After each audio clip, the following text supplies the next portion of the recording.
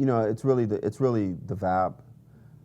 It's the VAB concept of you really have to know where your biases are before you can truly validate and affirm someone. I think the part of the being a self-reflection for me is the most important part. And frankly, those folks who tend to be more self-reflective tend to be more culture responsive. So I think it's an underrated variable that we really don't talk about or even train on. It's just the art of reflection. So for me, I would say that that initial self-reflection around why do I see this behavior in a negative way, which is the bias part, where's that coming from? That then leads to validation affirmation. That would be the single most important thing. VAB stands for validate, affirm, build, and bridge. To validate means to make legitimate those cultural and linguistic behaviors that have been made illegitimate in a historic or institutional way, or through the media, mainstream media, social media.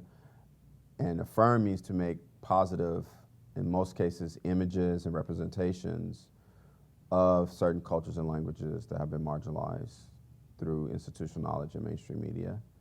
And the BB simply means that we're going to build on the cultural assets and linguistic assets that students are bringing to school so that we can bridge them towards academic and mainstream success if they choose that route. So it's validate, affirm, build, and bridge, and we call it VAB for short.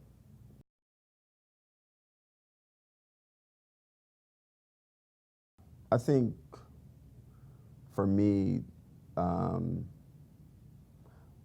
trying to give you an example without the chronology, because we're not, you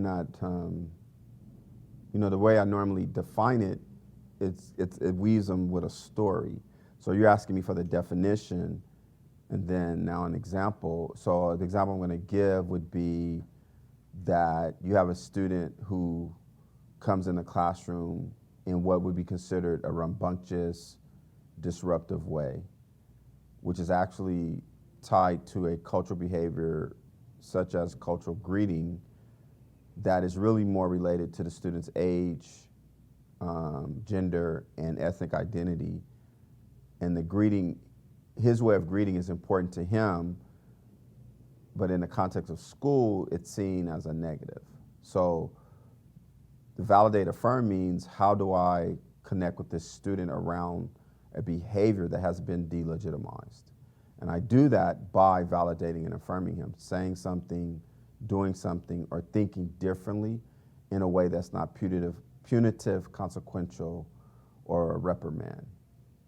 And at the same time, I want the student to be reflective about what is the culturally appropriate way to greet in the context of school culture or whatever culture, business culture. And I'm wanting that student to practice that situational appropriateness going forward.